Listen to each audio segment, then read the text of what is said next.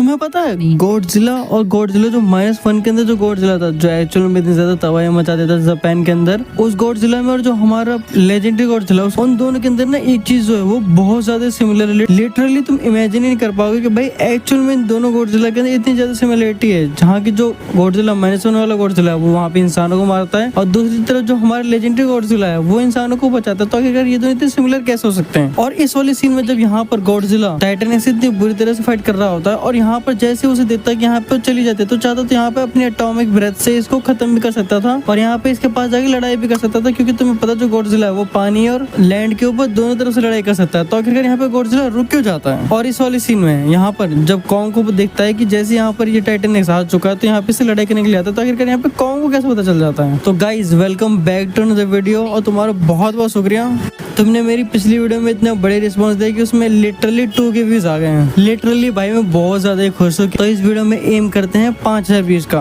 I hope कि तुम 5000 views करवा दोगे इस वीडियो में भी। अगर तुमने मेरी पिछली वीडियो में नहीं देखी है तो तुम यहाँ पे चेकआउट कर सकते हो, मैं उसका लिंक डिस्क्रिप्शन में डाल दूंगा। तो बिना ज्यादा टाइम खराब करे चलो वीडियो को शुरू करते हैं। तो जैसे यहाँ पर सबसे पहले जब गॉडजिला और टाइटैनिक की यहाँ पे फाइट हो रही होती है बीच पर, यहाँ पे लड़ते लड़ते पानी के अंदर चले जाते हैं। फिर उसके बाद यहाँ पर जैसे जो टाइटैनिक है वो यहाँ पर सीधा इस पत्थर की यानी कि चट्टान के ऊपर चढ़ जाती है, तो यहाँ पे जो गॉडजिला है वो यहाँ पर अपने एटॉमिक ब्रेथ का इस्तेमाल क्यों नहीं करता? क्यों यहाँ पर वो चाहता तो उससे भी लड़ाई करके उसे यहीं पर ही खत्म कर सकता था, बट यहाँ पे गॉडजिला से करता नहीं है, क्योंकि एक्चुअल में जो गॉडजिला है वो इसकी समझ जाता है कि बातचीत की भाई जो हम दोनों लड़ाई कर रहे हैं ना, इस लड़ाई कोई मतलब है नहीं, इसके पीछे जरूर कोई कारण है जिसकी वजह से यहाँ पर ये बस भागना चाह रही है। ये यहाँ पर इसे लड़ाई करने के लिए आई ही नहीं है, और ना पे यहाँ पे फिर गॉडजिला से लड़ाई करना चाहता है। ये सारी चीजें समझने के बाद फिर उसके बाद इस वाले सीन में यहाँ पर जैसे जो टाइटैनिक है वो यहाँ पर एंट्री करती है सबसे पहले अर्थ पे एक्सिस मुंडी से बाहर निकल के, तो आखिरकार यहाँ पे जो कॉन्ग है वो तुरंत आ जाता है और इसके ऊपर हमला करने के लिए इसके पीछे भागता है, बट यहाँ पे वो सुनते न चल जाती है। तो आखिरकार यहाँ पे कॉन्ग को कैसे पता चल जाता है कि भाई यहाँ पे ये टाइटन आ चुका है? तो तुम्हें पता होगा, अगर तुमने गॉडजिला किंग ऑफ मॉन्स्टर्स देखी है तो तुम्हें ये चीज समझ आ जाएगी। जैसे जो दूसरे टाइटन्स रहते हैं, जैसे कोई उनके पास रेंज में कोई दूसरा टाइटन आता है तो तुरंत उसी तरफ अट्रैक्ट हो जाता है, और उनको पता चल जाता है कि एक्चुअल में कोई टाइटन हमारे पास ही है। ये चीज एक्सिस मुंडी के अंदर काम करते हैं, बट बहुत कम लेवल पर। जो नॉर्मल अर्थ सरफेस है, जो हमारी अर्थ है, उसके ऊपर ये जो चीज है ये बहुत अच्छे से काम करते हैं, और एक्चुअल में जो टाइटन रहता है उसको दूसरे टाइटन के बारे में पता चल जाता है। इसी चीज की वजह से जैसे यहाँ पर टाइटैनिक एंट्री करती है अर्थ के ऊपर, तो जो कॉन्ग है उसको पता चल जाता है और वो उसके ऊपर हमला कर देता है।